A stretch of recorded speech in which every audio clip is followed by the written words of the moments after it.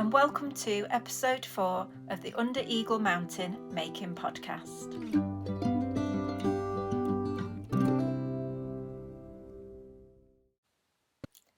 Hello, I'm Laura, and this is my podcast where I talk about what I've been up to recently with my making, and that includes knitting and sewing, and most recently has included some potting, some wheel thrown pottery, which I've just taken up and I'm not very good at, but I'm really enjoying. So I'll talk a little bit about that. I'll just jump straight into it with my first finished object, which is this sweater. This pattern is the striped sweater by Andrea Mowry or Drea Renee Knits. Obviously I've not done, hers is done with scrappy yarn creating stripes. Mine is with a colour changing yarn, and I held it double with a mohair. So the colour changing yarn was Concept by Katia Symphonia, and it was Filcolana Tilia, and then the ribbon is actually the Filcolana Tilia held with Filcolania Alva, just because I wanted kind of like matching bits on the ribbon rather than different colours. It's knitted up really quickly. I think it's been about 3 weeks, which I kind of surprised myself with, but actually it was a really, really nice pattern. It was really well written. I really enjoyed doing it, and I would do another one. I would probably, if you just have a look, you can see it's got quite a wide neckline. Part of that is my fault, because she does say that if you start with the ribbon and then go straight on, you're likely to get a wider neckline. Whereas if you want a tighter neckline, you should start knitting here and down and then go back up and pick up the neckline, and that will provide more structure. And I was just lazy. I hate picking up stitches. Doesn't everybody hate picking up stitches? And I thought, oh, I'm not doing that, it'll be fine. But actually it's a really soft drapey yarn. The yarn is a mix, and it includes alpaca and cotton, so it's really floppy, which makes it nice to wear. But yeah, that's probably going to bug me. I would definitely knit another one again though. It's a really sort of nice basic sweater, nice slim sleeves, nice cropped boxy body. So yeah, really thumbs up on the whole. Happy to wear it. The weather has gone, I feel like a weatherman. I'm always talking to you about what the weather's like, but it was beautiful 1st and 2nd of May. Today's the 3rd of May, and we have gone back to grey skies, and it's cold, and so I had planned to wear my second finished object today, but when I got up this morning and felt how chilly it was, the jumper had to go on. So my second finished object is a dress. Just the same kind of made up pattern of the blue dress that I wore in week 1, but I really slimmed down the sleeves. So it's like a 14-inch sleeve circumference, whereas the first one I made, the blue one, was like a 24-inch circumference. So it was really big and floppy, which I love. I really like the shape of it, but it was not very practical for layering and getting things on over the top, which I wanted to be able to do with this one. It's a really gorgeous fabric. Like, I think if you were going to represent me in fabric form, I believe this would be it. Not that I'm really gorgeous, just colour-wise. I mean, I remember with the blue dress and the Vivica vest that I knitted, saying, you know, these are not my colours. I don't know why I'm suddenly being drawn to these cooler sort of colours. Normally all autumnal, and you can see from this, I'll take it off the hanger. This is what I mean. This has got like all my favourite colours in it. It's got like a sort of really pinky cherry red, a sort of slightly maroonier red. It goes into a rusty orange. These stripes kind of look, well, on the camera they look black, but where they cross with the red they look brown, and when they cross with each other near the yellow they look kind of khaki green, and then you've got this yellow which is kind of like mustardy, citrusy. It's just perfect. I absolutely love it. It's from Merchant and Mills.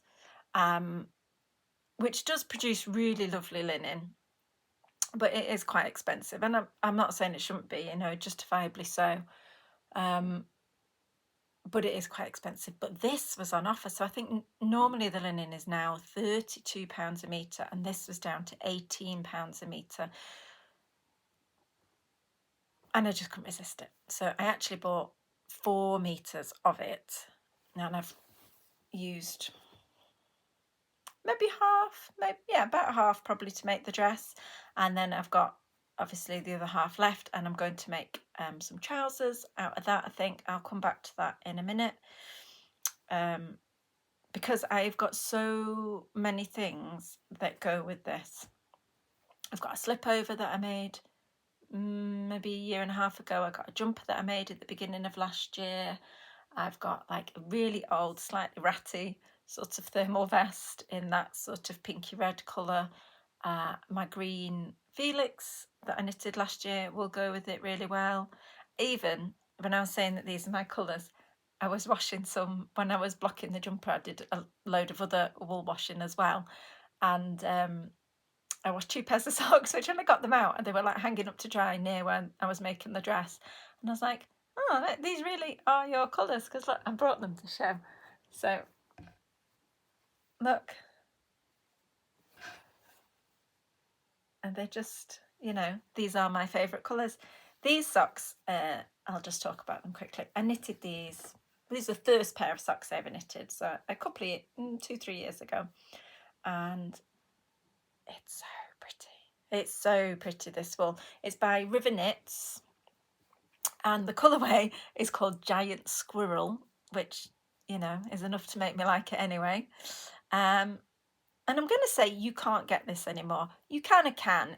Like last time I went on the River Knits website, they did have a colourway called Giant Squirrel, but it didn't look right. And I bought this wool in person at a little yarn festival in Skipton, which happens in September in Skipton in North Yorkshire, called Yarndale. And I bought it in the 1 September, I knitted it in the summer, and my mum was like, that's really nice, please knit me some socks in that. And so I had to look on the website, but the colour didn't look right. So I went to their stand the following Yarndale, and again, it didn't look right. Where you can see there's lots of pinks in this, and then this sort of goldeny yellow, and this sort of limey citrusy green here.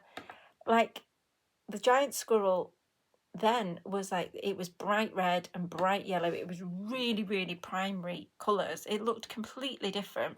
And when I chatted to the guy on the stall, he said that they changed their dye supplier, and so there might be some slight differences. I was like, there's quite a lot of difference. It's a completely different colour. So I was a bit sad that I couldn't get any more, but I'm really pleased I've got them, because I think they're lovely. And it was just, the pattern was Tin Can Knits. If you don't know, Tin Can Knits produce lots of patterns, but they have a selection of simple basic patterns, all for free, that would like walk you through how to knit a basic jumper, how to knit a basic pair of socks, how to knit a basic hat. It's a really, really good starting place if you want to learn how to knit things. And that was the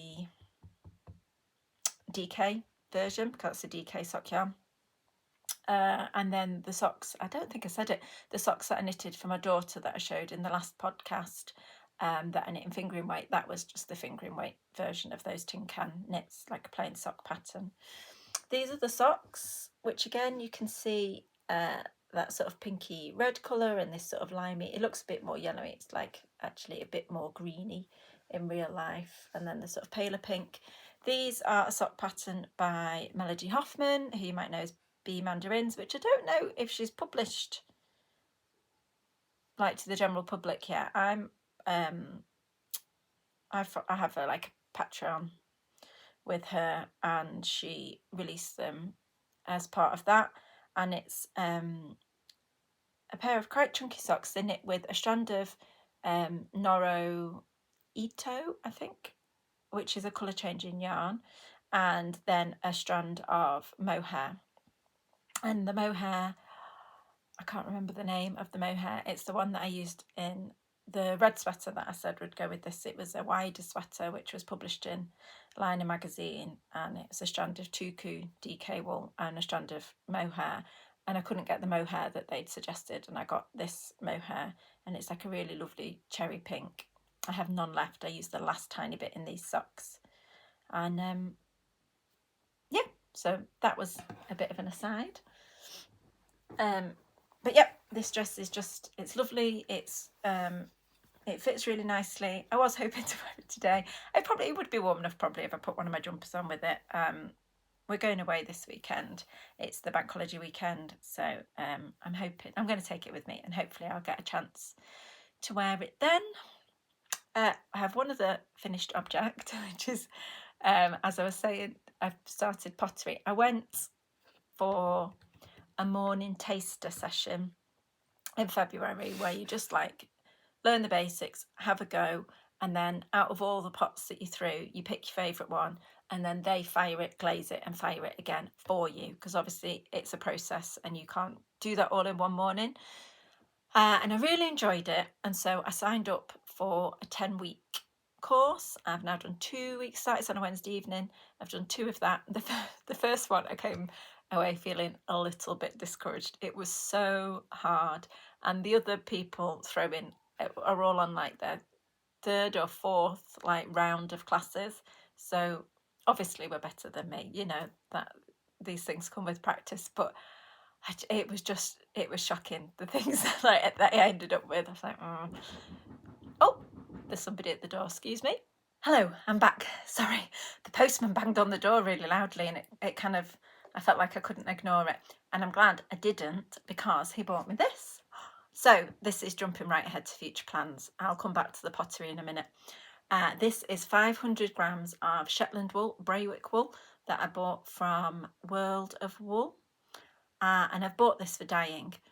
I belong to the Studio Club, which is part of Snapdragon Life, which is run by a lady called Jane Lindsay.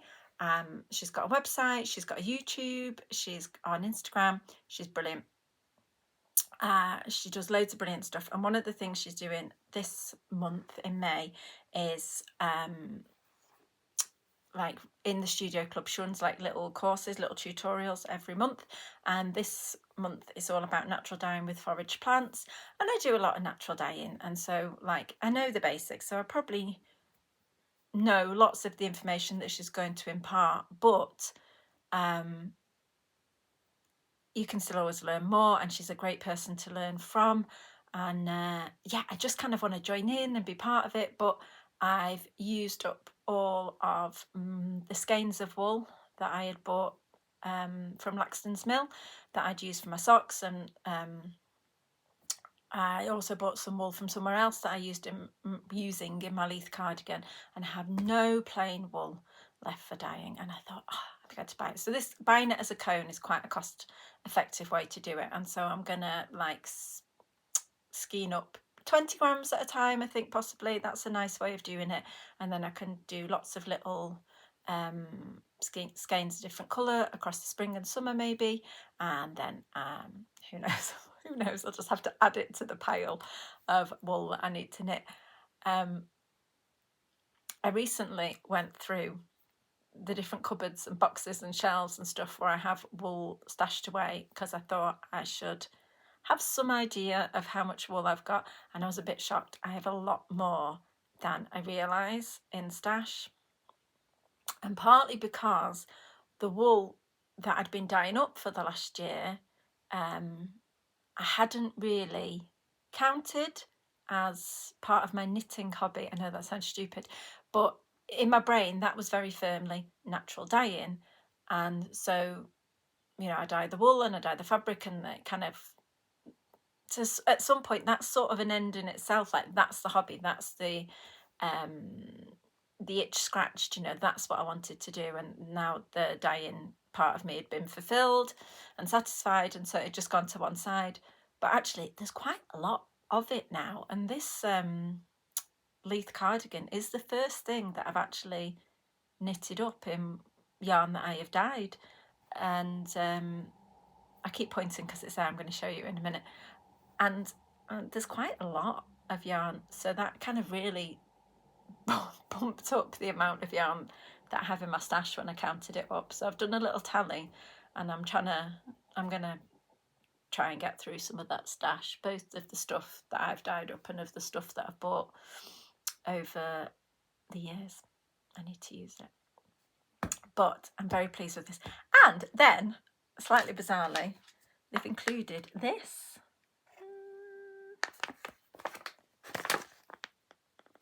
So it was just put in as a free gift. I guess that's, I don't know, they do. I don't think it's because I'm special. I'm sure they're doing it for everybody. And it's a bag of spinning fibre. Now, I cannot spin. And not only is it not something I know how to do already, I cannot learn how to do it. I cannot pick up another hobby. I just can't. I do have some drop spindles, which I bought really for my daughter, because she had to go at a craft fair and she just did it, and it was just like, she was like, oh, this is quite fun, and she just did it like easy peasy. The woman was really shocked, but it was years ago. She was like 11 maybe 12, and then she said to me, oh, I'd quite like to do this, and I bought the drop spindles and I bought some like dog brushes for carding the fibre, and then I never got any further. So that might be a nice little summer project for her. Anyway, that was all an aside. The postman's came. That'll be something fun for me to start next week. Back to the potting. So I had my second lesson, or my second session this week, and I'm happy to say, whilst I've still got an awful lot to learn, I was a lot better this week than I was the first week. When I put the things that I'd made side by side, like there was a definite, sign of progress. There was a definite forward movement. So I'm hoping that over the next few weeks I will get somewhere. So this is the pot that I made in like that little taster session. I didn't glaze it. I don't know why. I don't really like the colour of the glaze. I thought I'd picked something called sand, which was a nice kind of like sandy yellow colour, and it's come out quite brown. I don't mind the brown. I just don't like the way it's pale in some bits, although it does kind of match my jumper, I suppose. It's very heavy. Like the base is so thick, because I was a couple of times I'd just gone right through the base, made a hole, or like you see it on the telly on like the Great British Throwdown or whatever, where they just like wire it off and they cut off the whole bottom of the pot. I did that a few times. So this one has got a very thick, heavy base. So, nothing special, but I'm going to use it to keep my pins in when I'm sewing, because, it's the first thing that I've ever made on a wheel, so I should be proud of it, shouldn't I? Anyway, so yeah, hopefully it'll be a while before I get anything back from the course. It's a 10-week course, and you kind of make for a few weeks, and then they'll show you how to pull handles if you want to make any of your pots into mugs, and then they'll talk to you about trimming and turning, so you can that's like the tarting up and the thinning out and the pots that you've made, like tidying them up, and then they'll talk about glazing and firing and stuff. So that will be like in another couple of months, and then you'll have to wait for them to actually be fired and so on. But maybe at some point I'll have something to show you. Right, that's all my finished objects, those 3, which I'm amazed that I got this finished and the dress finished, because kind of last week I didn't really do anything. I kind of wasn't really in the mood. I was a bit grumpy. I think partly I wasn't in the mood for knitting because I was procrastinating, because I know that the next thing I have to make is that mohair sweater, the frost sweater that I talked about last week, which is going to be a 60th birthday present for my stepmom. And I think it'll be really pretty when it's done, but it's knitted in mohair, all mohair, and it's knitted in pieces, which I don't actually mind knitting in pieces. I don't mind purling. I know lots of people don't, but I'm really not looking forward to seaming up something that's all fluffy mohair, like trying to see the stitches. And I don't know, I just don't, when you don't really feel in the mood for getting on with something. And so I kind of knitted the body of this and one sleeve. And then I went and knitted a sleeve on my Leith cardigan, because I kind of said to myself, well, I can't start that frost sweater until I've got one of these off my needles. And my husband said, do you think you might be cheating? Because if you just knitted that second sleeve, you'll have done that. And I was like, I'm procrastinating. But anyway, also the weather had been really nice for a few days. We had quite a few dry days and we've had a few sunny days. So I have been in the garden. And also I've just been, like, I don't know about you, sometimes I just get in the mood for reading and like I pick up a book and then that's it. I can't do anything else until I've finished reading that book. It's, you know, when I used to be a teacher when I worked, and I had a definite rule that I just did not read during term time, because I would come home from work and I would have to do work. You know, you'd have to do marking or you'd have to do planning or you'd have to do assessments or whatever. And I wouldn't. I would just come in and I'd say, I'll do that in a minute. And I'd just sit down with my book and, you know, hours would go. So I just couldn't read during term time. It had to be a school holiday activity. And I've just been in one of those grooves. And I know a lot of people knit whilst reading on the computer. That's not for me. I don't really like screens. I don't really like reading off a screen. I like a book. And I also know that a lot of people listen to audiobooks, and audiobooks are great. I am not knocking them. When I was a child, I really, really struggled to learn to read. I was quite old before I could learn to read.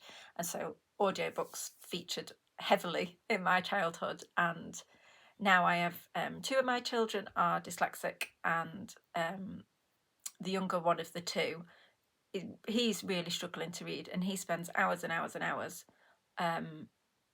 listening to stories on CD or on the tablet through Spotify or whatever. So I'm not knocking audiobooks, but it's not for me. I don't like it. If I'm reading a book, I like to be totally immersed in it. I don't want it to be while I'm doing this, while I'm doing that. I just want to concentrate on the book and on the story. And also, a bit like, we have quite a firm rule with the kids that if it's a film of a book, you like to have to have read the book first. So like Harry Potter's or whatever, they have to read the books first or have them read to them. Like we read to even the older kids, we still read to. Because I think you make your own opinions, you make your own ideas and your impressions. You infer your own things, you picture the characters the way you want to. And I think in audiobooks, some of that is already done for you. Somebody else's impression, somebody else's inference has already been added on top. I don't know why I'm talking about this. Oh, I haven't done much making because I've been doing loads of reading. But when this fabric came through the post, it kind of kind of blew through that, and I was just like, I want to use it straight away. So I kind of washed it and dried it the day that it arrived, and then I started sewing it up the next day. And that also then provided the impetus to just finish the second sleeve. It took me like 2 days of evening knitting. It was fine, nice and quick. I've only got a little short arm, so that really helps. So yeah, I have though made quite a lot of progress on the Leith cardigan. So this is like my only active whip at the moment. I've not done anything on the heirloom quilt cardie. I have not gone back and fixed that mistake on the helix that I said I was going to. I have not.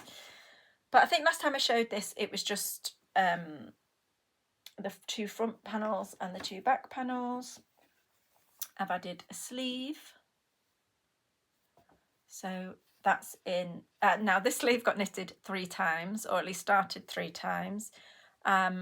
In my last, I think the last podcast, I had a waffle about the fact that this yarn is different from this yarn, and it's a tiny bit thinner, and so I was going to hold it together with a sock yarn that I dyed in the same dye bath, so it's the same colour.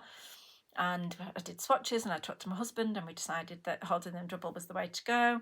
Well, I got about 2 inches into it and I was like, no. It was a really dense fabric. It was really stiff. Even though this is quite dense, it is now it's been blocked. It was quite soft and floppy. This was so stiff.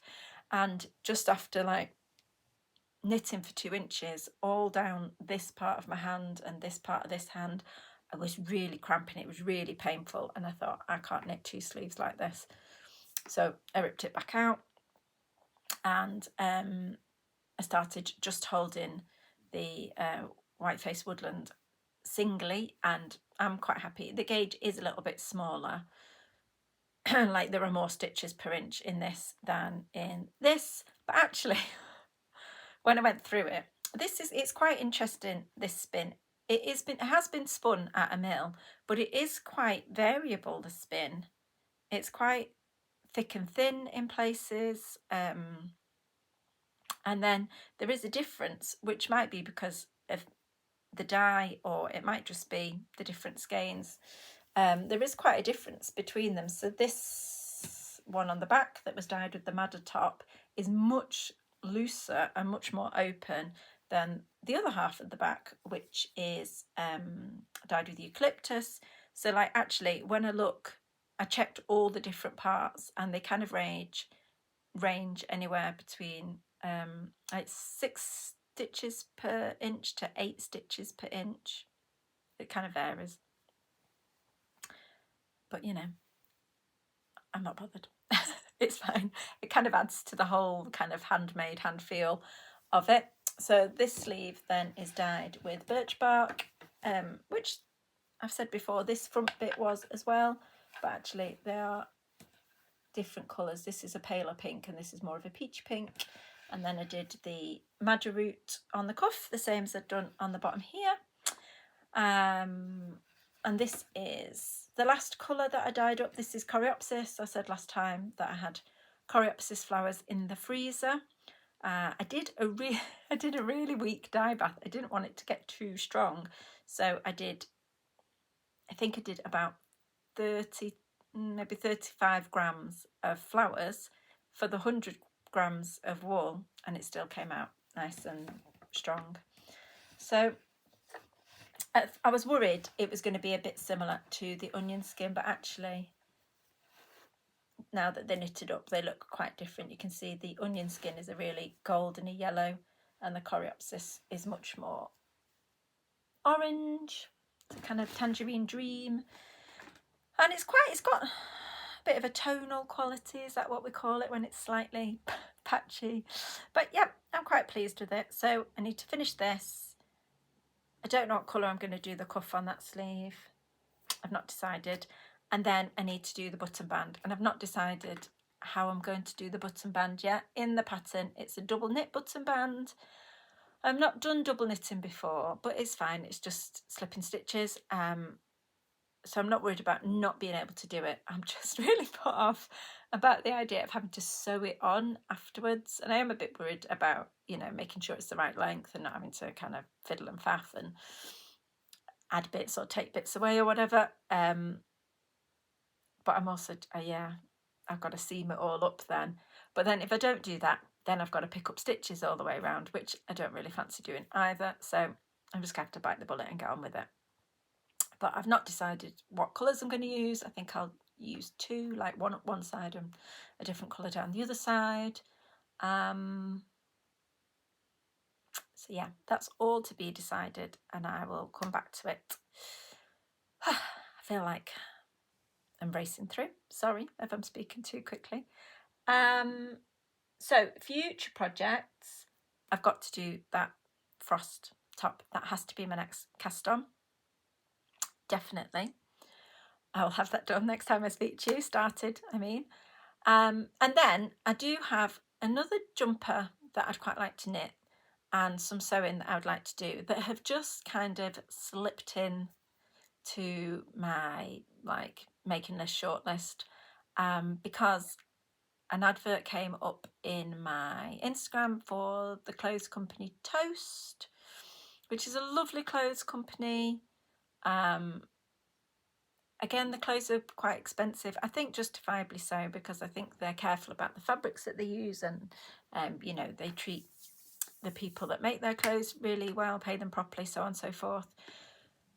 But when it's things that I look at and I think, I could make that, I can't justify spending the money on it. But this is the outfit. I'll put a picture up. This is the outfit that came up, and I just liked all of it. I liked the trousers and I liked the jumper. And so I immediately went and had a look around to see if I could find some patterns to recreate it. The trouser pattern I went and looked at straight away was the bob trouser pattern, or bob pants I think they're called, by Style Arc, which I'd kind of pinned ages ago and thought, oh, I'll make those. They're sort of you can see they're sort of, I'll put a picture of those up, like a barrel leg, elasticated waist, really simple, but look dead comfy, a good summer pant. And then I was thinking of buying the pattern and making those. And then I was watching an old I'll Knit If I Want To, which is Andrea Mowry's podcast. And she was saying that she'd made the bob pants, but she'd also made the Barry pants, which are a style arc pant, and she preferred them. So then I was like, oh, maybe I should make the Barry pants. And I went and had a look, and I was humming and hawing. And then last week, Casey Apple from Young Folk Knits was like, I've made the bob pants. These are the best pants ever. And I was like, oh, yeah. So I kind of spent a bit of time looking at the two of them together. And I thought, no, do you know what? My initial feeling that the bob pants were for me is like the way to go. So I've bought those, and I'm going to make some pairs. I'm going to make a pair of those out of this fabric that I have left, the fabric that I used for my dress, because again, as I said, I've got loads of tops that will go with it. And I think even though it's linen, you know, a pair of woolly leggings on underneath, and they'll do in cooler weather too. So that will be a pair. But I have heard that they come out a bit big, the bob pants, so I want to make them in like slightly less precious fabric first. So I've got some, I ordered some green and kind of off-white gingham. So the toast ones were gingham, like a big gingham, and I really liked them. So I've ordered some fabric, but in a green. And then I'm going to make those first and see how they fit, and then I'll make any adjustments and make it in this fabric. And then in that toast picture, there was a really nice, really plain, I think it was like a linen knit jumper actually. In this like autumn winter, they had a wool sweater, a very similar shape, and then they've sort of brought the same shape back but in a summer yarn, and it's just a slightly high neck, slightly A-line body, and it's got no ribbon at the cuffs. It's just all stockinette, so it rolls slightly, and I think it's really beautiful, really plain, really simple. So I'd been looking around. A friend of mine, Kate, if you're watching, hi Kate, she really liked the wool sweater and had asked me if I'd seen a pattern that would do, and I hadn't found one that quite had the A-line shape in. But then last week, I think, watching Young Folk Knits, she showed a pattern for, I need to look at my notes so I get it right, the Space Time jumper or sweater by Heidi Kiermaier. I hope I pronounced that right. I'll put a picture of that up. And to me, that looks like a really good dupe for that toast jumper. So I have got some, I haven't done any swatching or anything. I've not even looked to see what weight of wool that Space Time top's knitting, but I do have some just sort of off-white DK weight wool, although it's it's kind of approaching a sport weight. It's very thin.